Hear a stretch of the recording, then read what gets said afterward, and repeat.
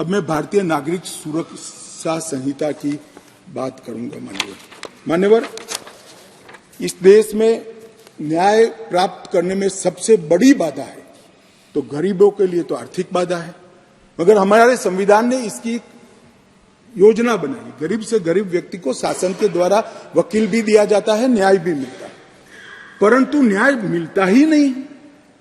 कल ही मुझे माननीय रक्षा मंत्री में बिल पेश कर रहा था, बता रहे थे 2003 में कोई एक्सीडेंट हुआ था, इसका साक्षी का सेवन 2023 में कल ही माननीय रक्षा मंत्री जी के साथ आया है। सजा कब होगी वो तो अभी किसी को मालूम नहीं। माननीय सालों के सालों तक तारीख पे तारीख पढ़ते रहते हैं। पुलिस न्यायपालिका को दोषित करती है, सरकार पुलिस और न्यायपालिका दोनों को दोषी करते हैं, और पुलिस और न्यायपालिका बैठती है तो सरकार को दोषित करती है। सब एक दूसरे के पीछे कानून का सहारा लेकर। हमने इस कानून में ढेर सारी चीजों को हमने स्पष्ट कर दिया। मैं इसको बहुत बारीकी से बताना चाहता हूं मान्यवर, क्योंकि ये समझना कानून बनाने वालों के लिए बहुत महत्वपूर्ण है। मान्यवर, पुलिस द्वारा दंडित कार्यवाही सीआरपीसी में कोई समय निर्धारित नहीं। आप एक कंप्लेन देते हो, इसका संज्ञान वो 10 साल के बाद भी ले सकते हैं। अब 3 दिनों के अंदर ही एफआईआर दर्ज करनी होगी अगर प्राथमिक जांच होगी, इसको कंपलसरी कर दिया। और 3 से 7 साल की सजा के मामले में 14 दिनों के अंदर प्रारंभिक जांच, आरोप सही है या गलत है, इसका प्रारंभिक जांच देकर एफआईआर करनी पड़ेगी।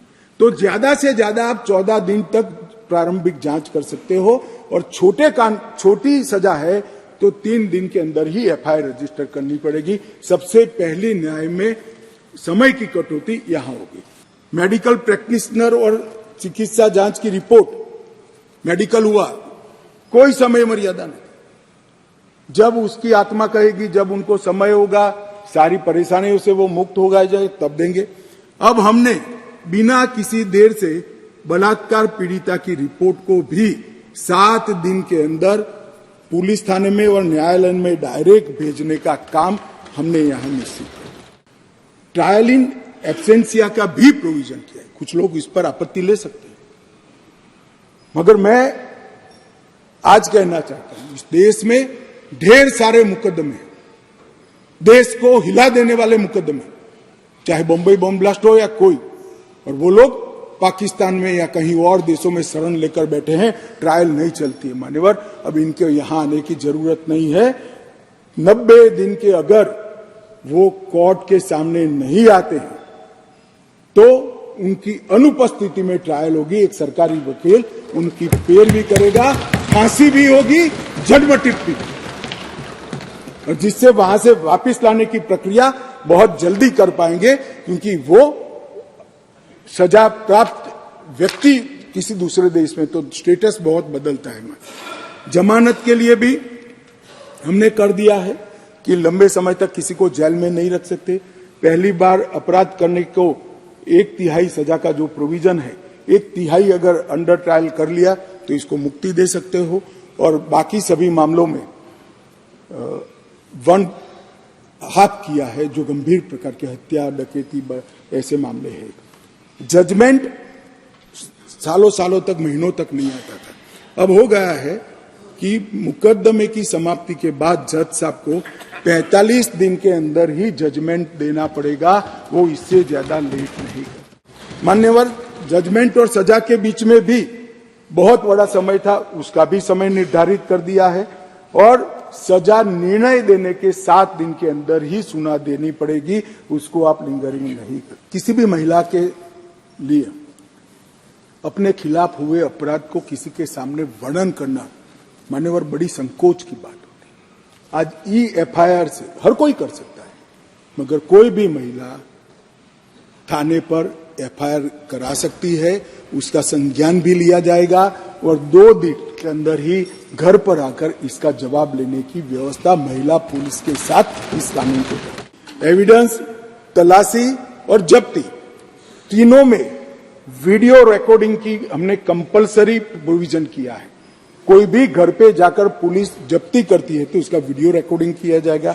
एविडेंस कलेक्ट करते हो उसका भी हो जाएगा और तलाशी का भी हो जाएगा। इससे कोई किसी को फ्रेम करने की संभावनाओं पर बहुत बड़ी कमी आ जाएगी।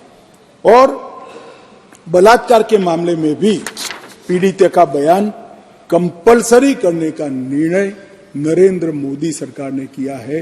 वो लेना ही पड़ेगा, ऑनलाइन बयान लेना पड़ेगा, इसका रिकॉर्डिंग करना पड़ेगा, जिससे वगदार आदमी आने के बाद वो बयान को बदलवा नहीं सकता। माननीय जीरो एफआईआर, कई लोग कहते हैं कि जीरो एफआईआर पहले से थी, लेना कंपलसरी नहीं था। आपको कोई भी व्यक्ति ना बोल सकता था, इसकी कोई कानूनी धारा भी नहीं थी जिससे इसकी पुष्टि हो जाए। अब विक्टिम कोई भी पुलिस स्टेशन में जाएगा, कहीं पर भी रहता हो, इसकी एफआईआर लेकर 24 घंटे में इसके कंसर्न पुलिस स्टेशन में ट्रांसफर कंपलसरी करनी पड़ेगी। ये 0 नंबर की एफआईआर विक्टिमों के लिए बहुत बड़ा आशीर्वाद होने वाला है। घोषित अपराधियों की संपत्ति की कुर्की की भी हमने यहां पर प्रावधान कर दिया।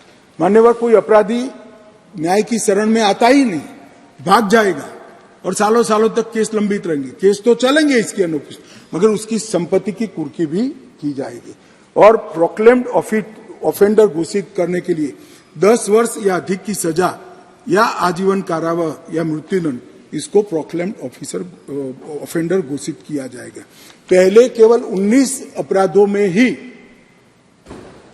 भगोड़े घोषित कर सकते हैं थे, अब 120 अपराधों में भगोड़े घोषित करने का हमने प्रावधान किया। मान्यवर, सबसे बड़ा जो मैंने कहा ट्रायल इन एब्सेंशिया, मुझे बताइए तो सैकड़ों लोग बम धमाके में मार दिए जाते हैं, कश्मीर में आतंकवाद कर पैदल चलकर पाकिस्तान में छुप जाते हैं।